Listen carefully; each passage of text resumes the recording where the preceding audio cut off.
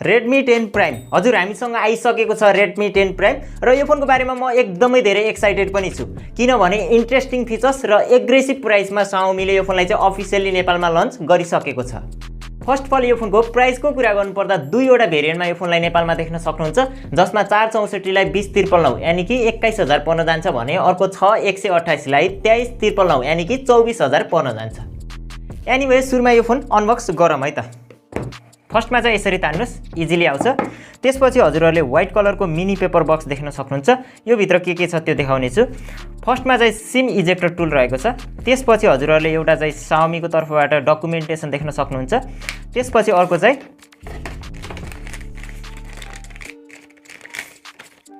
Transparent tip case रहेको छ। यसको क्वालिटी चाहिँ डिसेन्ट नै रहेको छ। त्यसपछि रहेको छ Xiaomi Redmi 10 Prime र हामीसँग यो ब्लू कलर छ। मार्केटमा ब्ल्याक र व्हाइट कलर पनि अभाइलेबल छ। यसलाई चाहिँ एकछिन यता साइडमा राखौँ। यसलाई चाहिँ एकछिनमा हेर्नेछ। त्यसपछि तल हेर्नुहुन्छ भनेपछि 22.5 वाटको चार्जर देख्न सक्नुहुन्छ तर फोनले 18 वाटको फास्ट चार्जिङ मात्रै सपोर्ट गर्छ भने त्यसपछि USB to Type-C केबल देख्न सक्नुहुन्छ। सो बक्समा कन्टेन्ट यति नै छ है त। यो कुराहरूलाई सबैलाई साइडमा राखौँ। हामी हेर्नेछौँ फोन।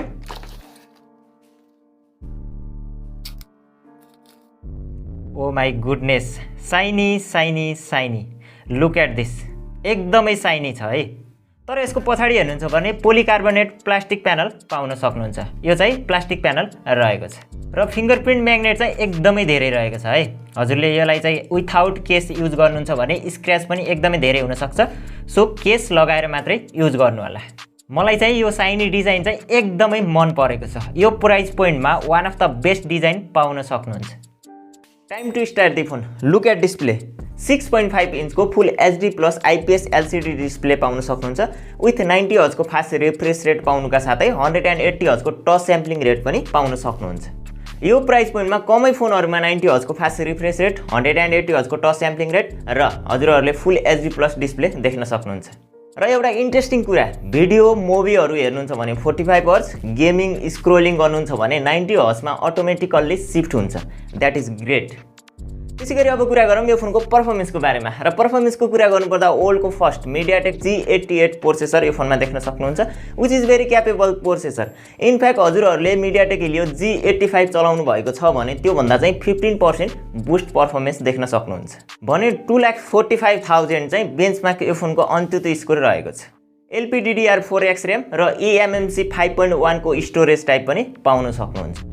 हजुरहरू यो फोनमा गेमिङ गर्नुहुन्छ भने पनि PUBG मिडियम टु हाई सेटिङमा मजाले खेल्न सक्नुहुन्छ किनभने पछि यो फोनमा चाहिँ 90 हर्ट्जको फास्ट रिफ्रेश रेट 180 हर्ट्जको टच स्याम्पलिङ रेट भएकाले पनि स्मुथली खेल्न सक्नुहुन्छ।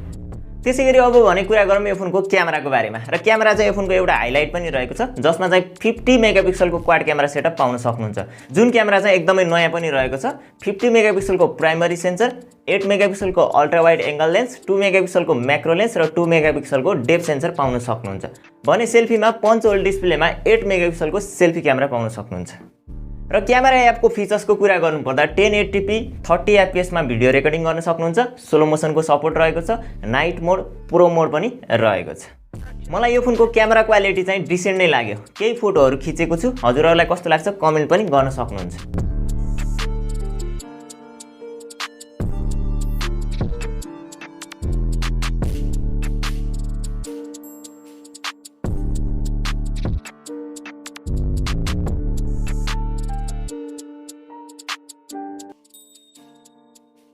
भने यो फोनको ब्याट्रीको कुरा गर्नुपर्दा 6000 mAh को बिग ब्याट्री पाउन सक्नुहुन्छ। यो चाहिँ एकदमै राम्रो कुरा रहेको छ। हजुरहरूले नर्मल युसेज गर्नुहुन्छ भने पनि 2 दिनको ब्याट्री ब्याकअप चाहिँ मजाले पाउन सक्नुहुन्छ।